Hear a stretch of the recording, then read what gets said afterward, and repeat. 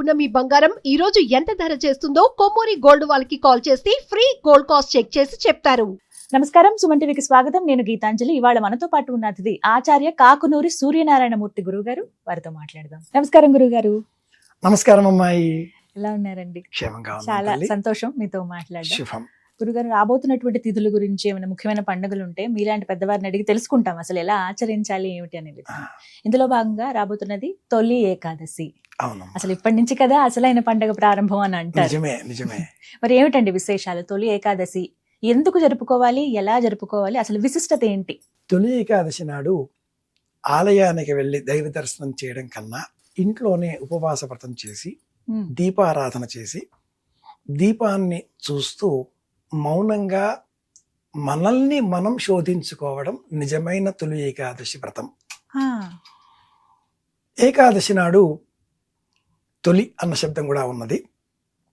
వైదిక మార్గాన్ని అనుసరించి వరుణ ప్రకాశము అనే యజ్ఞం చేసి మనకు లభించిన ఆహారం తొలి పంట.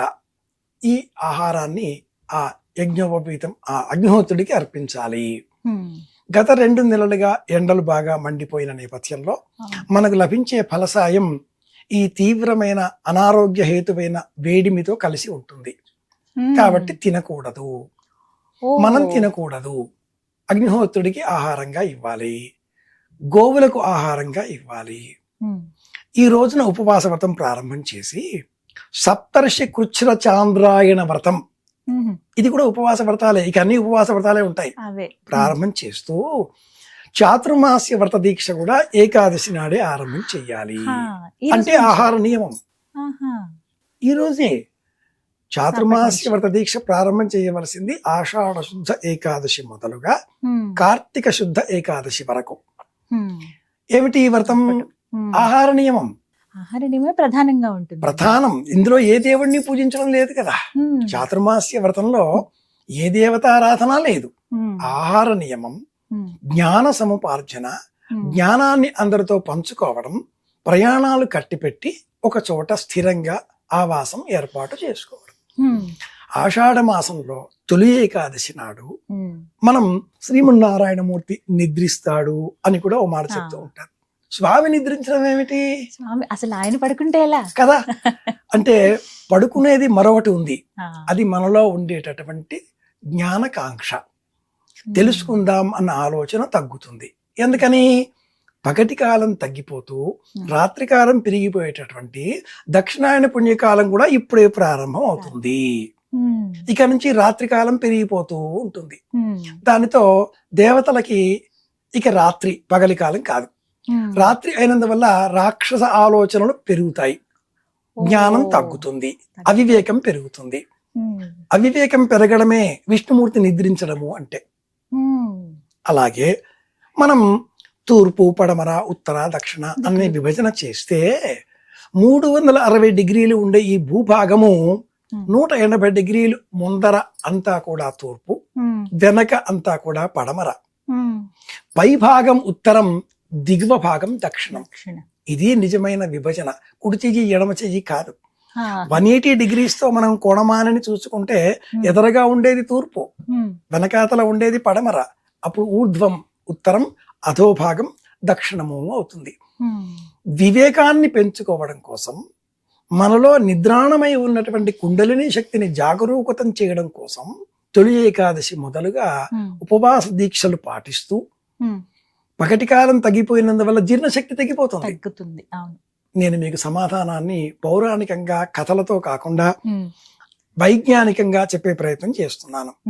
పౌరాణికంగా అంటే ఒకానొక రాక్షసుడు, అతడిని శ్రీమన్నారాయణమూర్తి వధించే ప్రయత్నం చేశాడు.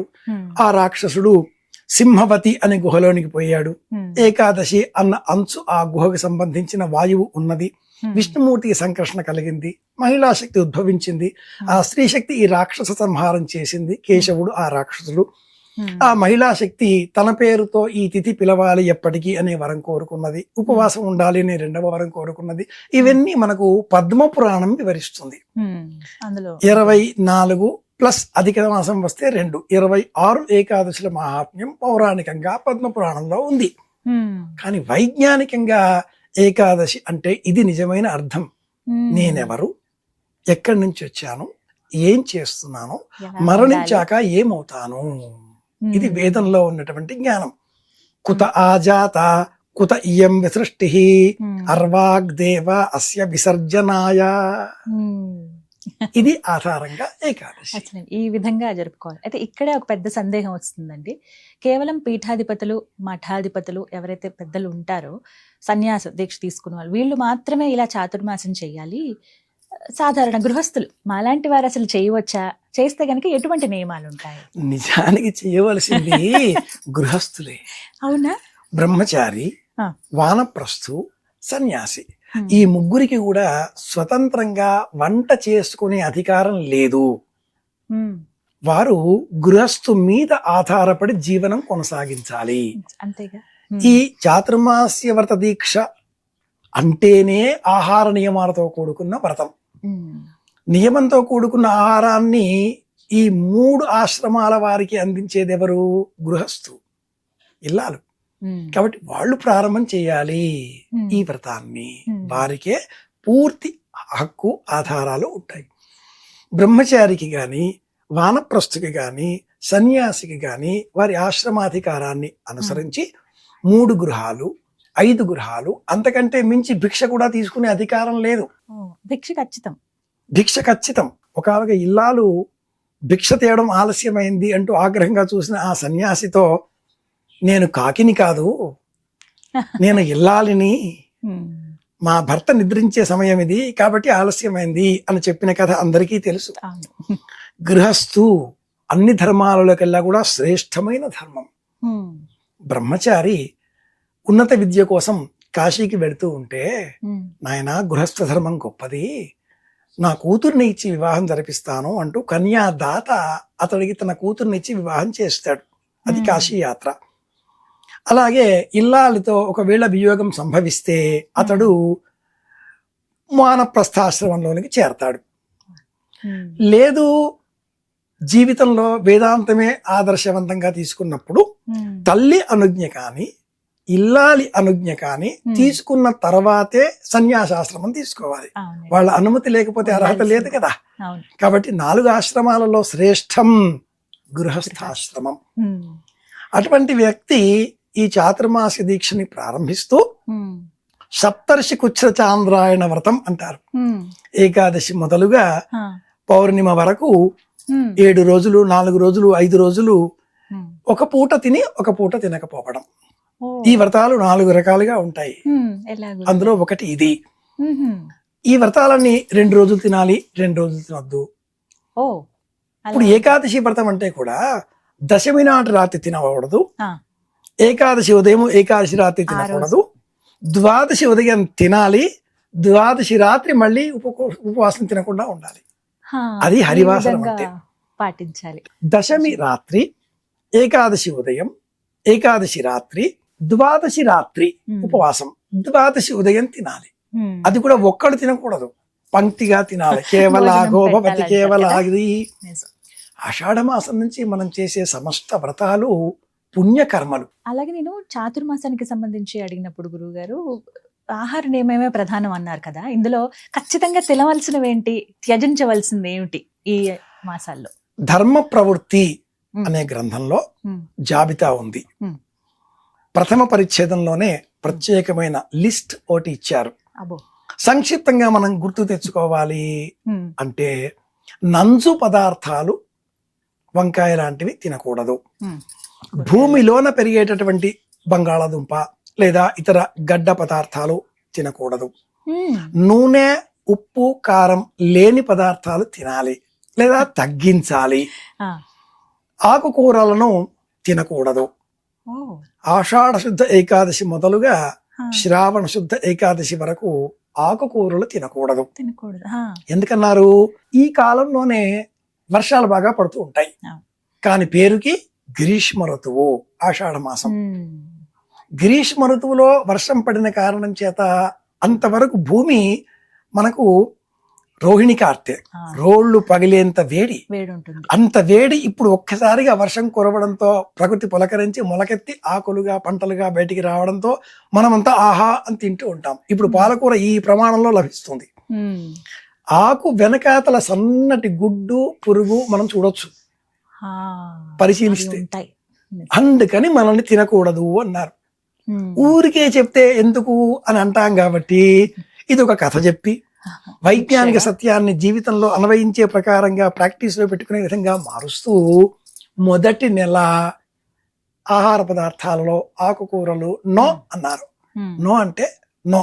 No, అంతే. ముఖ్యంగా ఇల్లాలు, మహిళ, గృహిణి, ఆడవాళ్ళు కదా, వాళ్ళు నో అంటే మరింత ఖచ్చితంగా నోనే కదా. No. రెండవ నెల శ్రావణ మాసం శుక్లపక్ష ఏకాదశి మొదలుగా భాద్రపదం వరకు పాలు, పాల ఉత్పత్తులు తినకూడదు. మూడవ నెల భాద్రపద శుద్ధ ఏకాదశి మొదలుగా ఆశ్వీజ శుద్ధ ఏకాదశి వరకు పెరుగు తినకూడదు. పెరుగు. అలాగే నాలుగవ నెల ఆశ్వీజ శుద్ధ ఏకాదశి మొదలుగా కార్తీక శుద్ధ ఏకాదశి వరకు పప్పు ధాన్యాలు తినకూడదు. ద్విదళ భక్షణం నకుర్యాత్ అంటూ ఈ సూత్రం పూర్తి అవుతుంది. ద్విదళములు, పప్పు ధాన్యాలు తినకూడదు. ఎందుకు ఇన్ని నియమాలు పెట్టారు? తింటే ఏమవుతుంది, పాలు తాగితే టీ తాగితే అయిపోతామా, అన్ని చెప్తూ ఉంటారు మీరు. జీర్ణ శక్తి తగ్గుతుంది సహజంగానే. నిద్రించే సమయం బాగా తగ్గిపోతూ ఉంటుంది, మెలకుగా వచ్చేస్తుంది, నిద్ర ఉండదు, తెలియకుండానే మెలకువ అయిపోతుంది. ఈ కారణాల చేత శరీరానికి అనారోగ్యం వచ్చి చేరుతుంది. 110 110 నుంచి 160 డిగ్రీల ప్రమాణంలో మన దేహంలో ధనంజయ వాయువు అనే వాయువు సంచారం చేస్తూ ఉంటుంది. దశవిధ వాయువులలో ప్రాణాపాన వ్యానోదాన సమాధానం అనే 5 కూడా శరీరానికి శక్తినిచ్చేవి అయితే మిగిలిన 5 కృకర ధనంజయ అనే వాయువులు శరీరాన్ని పతనం చేస్తూ ఉంటాయి. కృకర అన్న వాయువు కంటి చివరలలో ఉంటుంది, కందురెప్పలకారంగా ఆరంభమవుతుంది, మన ఆయుర్దాయం కౌంట్ డౌన్ స్టార్ట్ అవుతుంది. రెండవదైనటువంటి ధనంజయ వాయువు నాభి నుంచి హృదయం వరకు ప్రసరిస్తూ ఉంటుంది. 110 to 180 160 డిగ్రీస్ అని చెప్తారు ఈ ప్రమాణాన్ని. కోణమానని ఇందాక చెప్పుకున్న ఉదాహరణ ఉంది కదా 180 డిగ్రీస్ లో. ఈ ఏకాదశి మొదలుగా ఉండే తిథులలో ఆహారం తినకపోతే లభించే ఆ కొద్దిపాటి సూర్యకాంతి శరీరం లోన ఉండే నీటిని కూడా జీర్ణం చేసేయడానికి ఉపయోగపడుతుంది. జీర్ణం అయిపోతే ఆరోగ్యం కదా. పదార్థం స్వీకరించినది రూపాంతరం చెందాలి. ఎలా తిన్నామో అలాగే ఉంటే ఎలా? ఇప్పుడు మన వాళ్ళు ఉప్పు వద్దంటారు. ఎందుకు వద్దంటారు? సింపుల్ కారణం, ఉప్పు కాస్త ఎక్కువగా వేస్తే ఆ పదార్థం చెడిపోదు. పచ్చళ్ళు పెట్టినప్పుడు ఉప్పు తక్కువైపోతే, పచ్చళ్ళు పెట్టినప్పుడు ఉప్పు తక్కువైతే ఫంగస్ వస్తుంది, పాడైపోతాయి. అందుకని ఆ పచ్చళ్ళు, పప్పులు, కూరలు బాగా ధారాళంగా దట్టించి మరి ఉప్పు వేస్తే బ్రేవ్ అని మనం తిన్న పదార్థం జీర్ణం కాదు, ఎలా తిన్నామో అలాగే ఉంటుంది. అది రూపాంతరం చెంది శక్తిగా మారాలి కదా, కన్వర్షన్స్ కావాలి కదా, లేకపోతే ఎలా? ఈ కారణం చేత ఏకాదశి నాడైనా ఉపవాసం ఉండండి. అది తొలి ఏకాదశి అయినా ఉండండి. లేదు మీకు ఓపిక ఉంటే గృహస్థు అయితే తప్పనిసరిగా ఇల్లాలి ఆధీనంలో ఇల్లు కాబట్టి ఆ క్రమంగా మీరు చాతుర్మాస్య వ్రత దీక్షలు ఉపవాసం కొనసాగించండి. మాఘం నుంచి 5 నెలలు వివాహాలు శుభకార్యాలు చేసుకున్నారు కదా, ఇక విశ్రాంతి తీసుకుని పుణ్యం పెంచుకునే పనులు చెయ్యండి. దక్షిణాయనం కదా, పండుగలు కదా, ఇలా చెప్పారు. ఇది పరమార్థం ఉంది వీటిల్లో. వైజ్ఞానిక పరమైన సత్యాన్ని మన వాళ్ళు పద్మపురాణం ఇంకా అనేక పురాణాలలో కథల ద్వారా జీవితంలో సైన్స్ ని సంప్రదాయాల పేరిట ఆచరించే ప్రయత్నం చేశారు. ఇది చెయ్యండి చాలు అన్నారు. ఇది సంగతి. గురుగారు, అలాగే మరొక సందేహం అండి వీటికి సంబంధించే. చాతుర్మాస వ్రతాలు, ఈ దీక్షలు అని చెప్పి పీఠాధిపతులు, మఠాధిపతులు, సన్యాస దీక్షలో ఉన్నవారు ఎక్కువగా వారు ఆచరించడం అనేది మాకు ఎక్కువగా తెలిసినటువంటిది. ఇందాక మీరు చెప్పారు అసలు ఆచరించాల్సిందే గృహస్థులు అని చెప్పి. ఆచరించే విధానంలో కూడా ఏకాదశి నుంచి కొంతమంది చేస్తే గనక కొంతమంది పౌర్ణమి అని కూడా విన్నానండి. ఈ వ్యత్యాసం ఎందుకు? పౌర్ణమి యతులకు పౌర్ణమి చాలా ప్రధానం.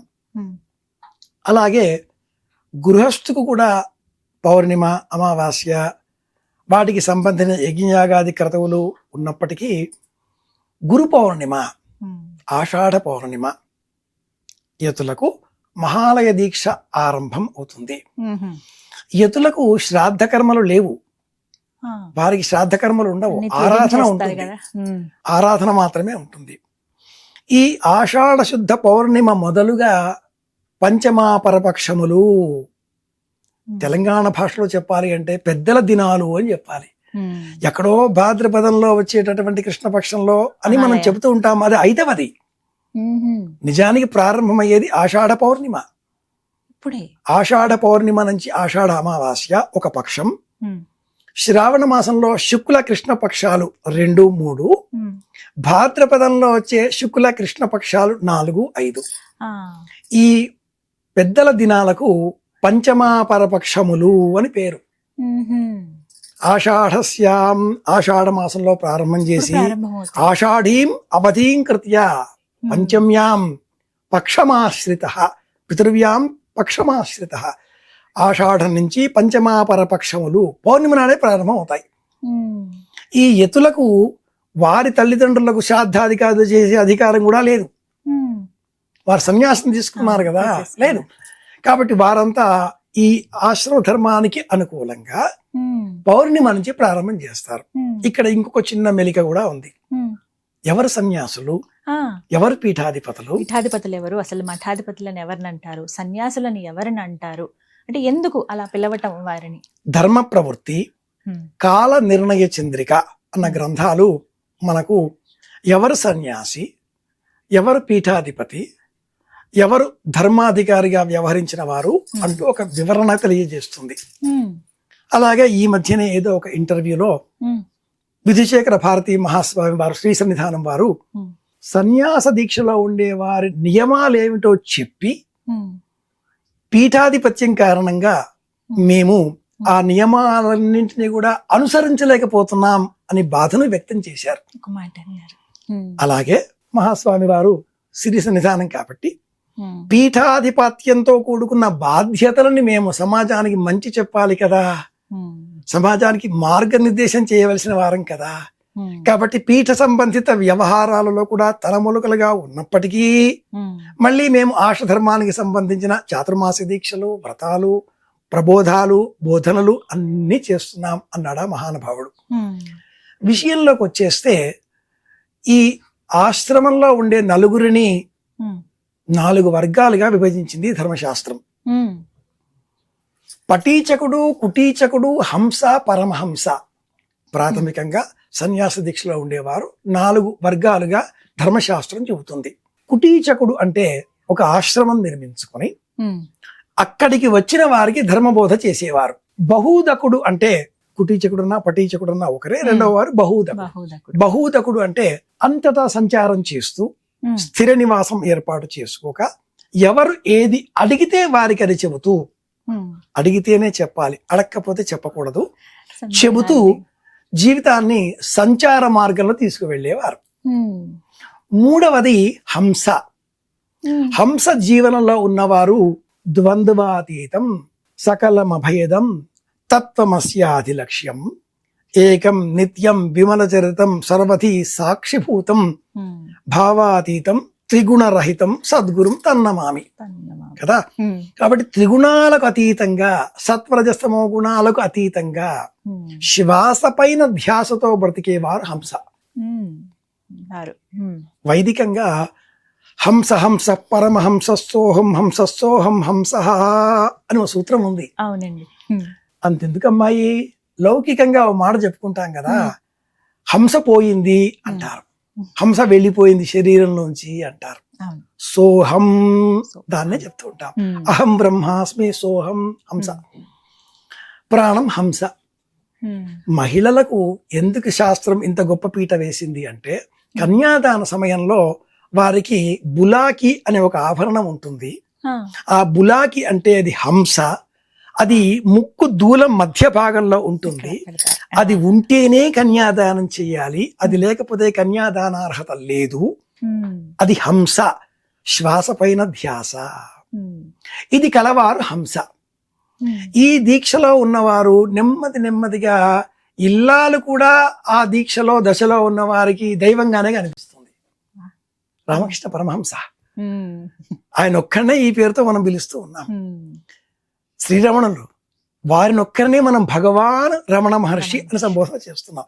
ఆ పేర్లు వినగానే మనకు తెలియకుండానే మన రెండు చేతులు ఇలా వెళ్ళిపోతాయి. వచ్చే చెయ్యాలి, లేకపోతే మనలో ఏదో అహం ఉంది, నేను అన్న భావన ఉంది. సన్యాస ఆశ్రమంలో ఉన్నవారు పటీచకుడు, బహూదకుడు, హంస, పరమహంస. ఇందులో పరమహంస స్థితికి చేరిన వారు పీఠాధిపతి అవుతారు. వాళ్ళలో అన్నింటికీ అతీతమైనటువంటి ఆలోచనా శక్తి ఉంటుంది. తిట్టినా ఒకే రకంగా, పొగిడినా ఒకే రకంగా, వీటిని వారు ఎప్పుడూ వారు పరిగణనలోనికి సమయం ఉండదు వారికి. అలాగే పీఠాధిపతుల సంప్రదాయాలలో కేవలం నమకం మాత్రమే చెబుతారు, చమకం చెప్పరు. ఎందుకని గురుగారు? నమకములో విశ్వవ్యాపితమైనటువంటి శివశక్తి చైతన్య వర్ణన మాత్రమే ఉన్నది. చమకములో లౌకికమైనటువంటి కామనలు ఉన్నాయి. నాకు ఇది కావాలి, నాకు అది కావాలని అడుగుతూ, ఇవన్నీ వద్దు అనేవాడు సన్యాసి. కావాలి అంటే ఎలా? శివతత్వాన్నే ధ్యానం చేస్తూ పీఠాధిపత్యంలో ఉన్నవారు ఓం నమ శివాయ అని కూడా అనరు. కేవలం ఓం ప్రణవ శబ్దాన్ని మాత్రమే ఉచ్చారణ చేస్తూ ఉంటారు. గృహస్థు కేవలం ఓం అనకూడదు. గృహస్థుకు మళ్ళీ వెంటనే ఓ పదం ఉండాలి. ఓం నమ వెంకటేశాయ, ఓం నమ శివాయ, ఓం నమో నారాయణాయ, ఒక లింక్ ఉండాలి. సో ఈ విభజన క్షుణ్ణంగా తెలిసిన వారు పీఠాధిపతులు అవుతారు. ఈనాటి కాలంలో ఆమ్నాయ పీఠాలు, వేల సంవత్సరాల చరిత్ర, అవి పీఠాలుగా పరిగణనలోనికి ఉన్నాయి. మనం శ్రీపీఠం, ద్వారకా, పూరి, అలాగే శృంగేరి, మూలపీఠం మాది అని చెప్పే కంచిపీఠం, వీటిని మనం పీఠాలుగా స్వీకరిస్తున్నాం. మఠం అన్న పేరిట శ్రీ వైష్ణవ ధర్మానికి సంబంధించిన, విశిష్టాద్వైత సంప్రదాయానికి సంబంధించిన 74 ఏకాంగుల నేతృత్వంలో, ఇది కూడా వేల సంవత్సరాల చరిత్ర. చినజీర స్వామీజీ వారి మఠాలన్నీ కూడా ఈ వర్గంలోనికే వస్తాయి. వారికి యజ్ఞోపవీతం ఉంటుంది, శిఖ ఉంటుంది, కుటుంబము ఉంటుంది. ఈ ఆశ్రమంలో ఉన్న వారిని ఇలా మనం గమనిస్తూ ఉన్నాం. అలాగే మరి ఒక ధర్మం అద్వైత, విశిష్టాద్వైత, ద్వైత ధర్మం కూడా మనకు తెలుసును కదా. దీనికి కూడా ఒక 1000 సంవత్సరాల పైగా చరిత్ర ఉంది కదా. మధ్వ ధర్మావలంబులలో వారికి కూడా ఉత్తరాది మఠం కానీ ఇంకా కొన్ని మఠాలు ఉన్నాయి కదా. ఆ మఠ సంప్రదాయాలలో వివాహం చేసుకొని అనంతరం సన్యాసం తీసుకోవచ్చు. ఇప్పుడున్న సుబుధేంద్ర స్వాముల వారు కూడా అలాగే మనకు మంత్రాలయ పీఠాధిపతి దర్శనమిస్తారు. ఇక ఉత్తరాది మఠంలో ఉండే పీఠాధిపతి తొలిసారిగా ఇప్పుడు మనకు 8 సంవత్సరాలలోనే సన్యాసాశ్రమం తీసుకొని తర్కం మీమాంస చదువుకొని వారు మనకు ప్రత్యేకంగా ద్వైత ధర్మ బోధ చేస్తున్నారు. జీవుడు ఈశ్వరుడు వేరే అనే మార్గం. ఇవి కాకుండా అష్టమఠాలు మనకు ఉడిపిలో కనిపిస్తూ ఉంటాయి. ఇవన్నీ ఎందుకు గుర్తు చేశారు అంటే తల్లి, సామాన్యులు కాషాయం వస్త్రం ధరించగానే వారు పీఠాధిపతి అనే భ్రమలో పడిపోతున్నారు. దత్తపీఠం అది గురుపీఠం, ఒక పరంపర, దత్తాత్రేయ సంప్రదాయం. ఎన్నో సంవత్సరాలుగా ఆ పీఠంలో దత్త చరిత్ర ఆధారం, అర్చనా విధానం, సంయమన దృష్టి. వారు విశ్వవ్యాపితంగా, ప్రపంచవ్యాప్తంగా హనుమాన్ చాలీసా కావచ్చు, భగవద్గీత కావచ్చు, ప్రపంచవ్యాప్తంగా వందలాది, వేలాది, లక్షలాది మందిలో భక్తి చైతన్యం నింపుతూ జ్యేష్ఠ శుద్ధ ఏకాదశి వారి జన్మతిథి, వారు విశ్వవ్యాపితంగా దత్త సంప్రదాయాన్ని, గణపతి సంప్రదాయాన్ని, చిన్నారి బాలబాలికలలో భక్తి మార్గాన్ని బోధిస్తున్నారు. పీఠం అనగానే దశనామి అనే పద్ధతులలో పూరి, సరస్వతి, భారతి ఈ పేర్లు వాళ్ళకి ఉపనామంగా లేదా ఆ చివరలో బిరుదావళిలో ఉంటాయి. ఇదే క్రమంలో అద్వైత మార్గాన్ని అనుసరించే పీఠాలు అనాదిగా ఉన్న వాటిల్లో మనం దత్తపీఠం కూడా జమ చేసుకోవచ్చును. శంకర పీఠాల అనుగుణంగానే పుష్పగిరి పీఠం, తపోవన పీఠం కొన్ని ఇలా ఉన్నాయి. ఇవి కాకుండా ఈనాటి కాలంలో ఎన్నో పీఠాలు వీధి వీధికి ఒకటి చొప్పున తయారవుతున్నాయి తల్లి. చాలా చూస్తున్నాం. ఇది కొంచెం మనకు మనసుకు కష్టం కలిగించేదే కావచ్చు, కానీ ఈ పీఠాలన్నీ భక్తి మార్గాన్ని అనుసరిస్తున్నాయి. ఒక పీఠం అన్నప్పుడు పీఠ సంప్రదాయాన్ని అనుసరించి అర్చనామూర్తి, దక్షిణామూర్తి లేదా శారదా చంద్రమౌళీశ్వర లేదా లక్ష్మీనారాయణ అర్చామూర్తి, ఒక పూజా విధానం, ఉదయం నుంచి రాత్రి వరకు క్రమదీక్షాక్రమం, నియమావళి ఇవన్నీ ఉంటాయి. ఆధునికంగా ఏర్పడేటటువంటి అనేక పీఠాలు మనం చూస్తున్నాం. మనం ఎవరిని నొప్పించకూడదు, ఏ పేరు తీసుకోకూడదు. కానీ ఈ పీఠాలన్నీ తమవి అయిన స్వంత పాండిత్యంతో, స్వంత జ్ఞానంతో ఒక పీఠం విశాఖపట్నంలో ఏర్పడింది ఈ మధ్య కాలంలో. వారితో నాకు సంభాషించే అవకాశం లభించింది. వారి అర్చామూర్తి చాలా భిన్నమైన మార్గంలో ఉంది. నేను వారితో మాట్లాడి ప్రత్యక్షంగా అడిగాను, ఈ అర్చామూర్తి ఏ సంప్రదాయంలోనిది? అదేదో సాగర సంగమం సినిమాలో నాట్యం చేసే సమయంలో ఇది ఏ సంప్రదాయం అంటే సంప్రదాయాలెన్నో తెలుసా అని చూచినట్లుగా ఆయన నన్ను చూచి ఇది ఖడ్గమాల సంప్రదాయాల్లో వచ్చే రూపము అన్నాడు. ఆ ఖడ్గమాల దేవీమాల, ఖడ్గ శబ్దం ఉన్నందువల్ల మీరు ఆ పేరుతో చెబుతున్నారు. 108 రూపాలు నాకు తెలుసును, ప్రతి రూపము నాకు కళ్ళల్లో ఉంది. మీరు అర్చించే ఈ మూర్తి అందులో ఎక్కడా కనపడలేదే అని అడిగాను. ఆ పీఠాధిపతి, మా గురువు గారు నాకు చెప్పారు ఇది మాకు సంబంధించినది అంటే, ఇది అనూచానంగా వస్తున్నటువంటి పురాతనమైనటువంటి సనాతన ధర్మానికి సంబంధించిన విధానం కాదు. ఇలాంటి పీఠాలు చాలా ఏర్పడుతున్నాయి. ఇది బాధాకరం. వీటిని మరి ఆధునికులు, youngsters, youth, so called people, why they are supporting? Only one reason, వాళ్ళల్లో భక్తి పెరిగింది. శుభం. ఎందుకు పెరిగింది? పాప భీతి కారణంగా పెరిగింది. There are 2 options. ఓకే, ఒక వ్యక్తి నీళ్లలో పడి కొట్టుకుపోతున్నాడు. ఓడలో ఉన్న వ్యక్తి ఆ వ్యక్తిని చూచి చెయ్యి ఇచ్చి నీ చెయ్యివ్వు అన్నాడు. ఇవ్వడం అలవాట్లేదు ఆ వ్యక్తికి. చెయ్యివ్వడే, కొట్టుకుపోతున్నాడు కానీ చెయ్యివ్వడే. బాబు నీ చెయ్యివ్వరా అంటే చెయ్యివ్వడు. దాంతో ఈ ఓడలో ఉన్న వ్యక్తి జ్ఞాని కాబట్టి కొంచెం ఆలోచించి నా చెయ్యి తీసుకో అన్నాడు. అది పట్టుకున్నాడు వాడు. వస్తుంటే తీసుకుందాం, ఇవ్వడం లేకుండా పోయింది సమాజంలో. డబ్బు కావాలి, పుణ్యం కావాలి, పుణ్యం కర్మలు చెయ్యం. ఓకే, వెంటనే అయిపోవాలి. షార్ట్ కట్ మెథడ్స్ ఉన్నాయా? ముక్తి ఎలా వస్తుంది? ఆ చిన్న కన్నంలో నుంచి దూరితే అరుణాచలంలో 8వ శివలింగం పక్కన వెళ్ళి ఇందులోంచి అవతలకు వచ్చేస్తే, కైలాసానికి వెళ్ళినప్పుడు యమద్వారంలో అలా వచ్చేస్తే, అయ్యా బాబు అది యమద్వారం అంటే యమ నియమాసన ప్రాణాయామాదులకు సంబంధించిన మొదటి పదం, నియమాలకు అనుకూలంగా ఉండేది ఇక్కడ విడిచిపెట్టాలి. ఎవడు వినడే. కనుక పీఠాధిపతులు పెరుగుతున్నారు. పెరుగుట విరుగుట కొరకే. సత్యం అబద్ధం ఆడే లోపల, అబద్ధం దేశమంతా తిరిగి వచ్చే లోపల సత్యం నిదానంగా తెలుస్తుంది. ఇది విషయం. నిజం చెప్పలేసుకునే లోపు అబద్ధం ఊరంతా తిరిగి వస్తుంది. చాలా మంచి సామెత గుర్తు చేశారు. అనంతమైన విజ్ఞానాన్ని మన ప్రాచీనులు ఇలా షార్ట్ కట్ గా సామెతలో ప్రావర్బ్ లో పెట్టేశారు. అసలు వీటిపైన ఒక వీడియో చేద్దాం గురువు. తప్పకుండా బాగుంటుంది. నేటి తరానికి కూడా తెలియజేసినట్టు ఉంటుంది. తప్పకుండా. కానీ నిజం, కరెక్ట్ మాట అన్నారండి. చాలా అంటే భక్తి పెరిగింది, ఎక్కడైనా పీఠమనో ఇలా పెడుతుంటే వెళుతూ ఉన్నారు. కానీ అసలు అర్థం ఏంటి? పీఠాధిపతి ఏం చేస్తారు? వాళ్ళ వల్ల అసలు ఇప్పుడున్నటువంటి సమాజానికి ఉపయోగం ఏమిటి? ఏం చేయదలుచుకున్నారు? వారి బాధ్యతలు ఎలా ఉంటాయి? ఇవనేవి ఇప్పటి జనరేషన్లో ఎవరికి తెలియట్లేదండి. వాస్తవానికి పూర్తిగా నాకు తెలియకపోవచ్చు. మనకు ఆ గౌరవం ఉంటుంది. తల్లిదండ్రులు చెప్పినట్టుగా వారిని గౌరవించాలి. సాక్షాత్తుగా అమ్మవారే వీరు, అయ్యవారే వీరు, వారి రూపంలో గురువులు మనకు కనబడతారు అనే వరకు తెలుసు. చాలా మంచి మాట. శంకర భగవత్పాదుల వారు ఒక శ్లోకం చెప్పి ఉన్నారు, జటిలో ముండి కుంచిత వేష అని చెప్పి.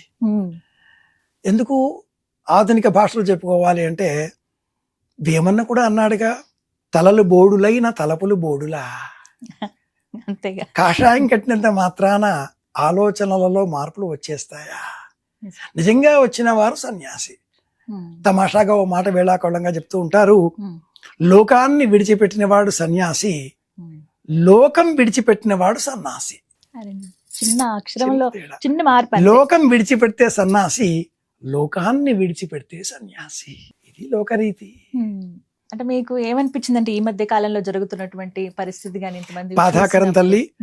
ఇన్ని పీఠాలు రావడం, ఇంతమంది కంటి ముందరే వేల లక్షల కోట్ల సంఖ్యలో గోశాల నిర్వహణ, ఆలయ నిర్వహణ, వేద పాఠశాల నిర్వహణ, వైదిక గ్రంథాల ప్రచురణ, వేదమత పునరుద్ధరణ, సనాతన ధర్మాన్ని ఉద్ధరించడం, హిందూ ధర్మాన్ని విశ్వవ్యాపితం చేయడం, ఇలాంటి పడికట్టు 10 కమాండ్మెంట్స్ లాగా ఉండే వాక్యాలని వల్లెవేస్తూ అనేకులు ఇది ఒక వృత్తిగా మార్చుకుంటున్నారు. ఇది బాధాకరం. ఇది ఒక వృత్తిగా మారిపోయింది. ప్రవచనాన్ని ఒక వృత్తిగా చేసిన వారు మహానుభావులు మన మధ్య ఉన్నారు. ప్రవచనం వృత్తి నిర్మోహమాటంగా చెప్పాడు ఆయన. ఇప్పుడు ఉండే సమస్త ప్రవచనకారులకు మూలం కృష్ణమాచార్యుల వారు. 70-80 ప్రాంతంలో వారి ప్రవచనాలు పరమాద్భుతం. వీడియోలు లేవు, ఆడియోలే ఉంటాయి. వారి మాటలే ఎవరైనా వినా, ఎవరైనా చెప్పినా కూడా. సంతాన గోపాలాచార్యులు మరి ఒకరు. సంతాన గోపాలాచార్యుల వారి ప్రవచనాలు ఇప్పుడు చెప్పే ప్రతి సీనియర్ ప్రవచనకారుడు ఆ ప్రవచనాలే వింటాడు, వాటిని అనుసరిస్తాడు. మీరు కొంచెం ఈ చరవాణిలో కౌసల్య సుప్రజారామ అని వెతికితే వారి ప్రవచనం వినిపిస్తుంది. వారు కనపడరు. ఏమైనా కూడా మీరు మీకేమనిపిస్తుంది అని అడిగారు కాబట్టి వ్యక్తిగతంగా నాకు చాలా బాధ కలిగించే అంశం అవుతున్నది. సామాన్యులంతా తమ కోరికలు ఎలా నెరవేరుతాయా అనే ఆవేగంతో పడి ఏం చేస్తున్నామా మర్చిపోతున్నారు. ఆషాఢ శ్రావణ మాసాలలో ఏం చేస్తే క్షేమం కలుగుతుంది, అమ్మవారి అనుగ్రహం కలుగుతుంది అంటే ఒక సోదరికి ఇందాక చెప్పాను. ఇంట్లో ఉండే ఇల్లాలు, అమ్మ, తల్లి, చెల్లెలు, భార్య, వీరికి బహుమానాలు ఇవ్వండి, వారిని ఆనందపరచండి, అమ్మవారి అనుగ్రహం వస్తుంది. ఆ బొమ్మ అనుగ్రహం కంటే ఇంట్లో ఉండే అమ్మ అనుగ్రహం గొప్పది కాదు. వీళ్ళని విడిచిపెట్టి ఎక్కడో తిరుగుతున్నావు, అమ్మా నాన్న కంటే మించిన దేవతలు ఉంటారా? అలాగే గురువు అన్నప్పుడు ఎవరి ఇంటికి వారి ఇంటికి సంబంధించినంత మేరకు గ్రాండ్ ఫాదర్, తాతగారు, తండ్రి గారు, ముత్తాత గారు ఒక గురువుని ఆశ్రయించి ఉన్నారు. వారు ఒక ధర్మానికి చెందినవారై ఉన్నారు. స్మార్తులో, వైష్ణవులో, మధ్వలో, శైవులో, వీర శైవులో, వీర వైష్ణవులో, లింగాయతులో, లింగధారలో ప్రతి కులానికి ఒకటి ఉంది. అది తెలుసుకుని పాటించండి చాలు. కొత్త దేవుడండి, కొత్త గురువులు ఎందుకు? గురువులు లేరా? జగద్గురువులు కృష్ణుడు లేడా? ఆయన తర్వాతే ఎవరైనా. చాలా చక్కగా చెప్పారు. మాకున్న సందేహాలు కూడా నివృత్తి అయిపోయి ఈ మాటతో చక్కగా వివరించారు గురువు గారు. ధన్యవాదాలండి. కృష్ణార్పణం.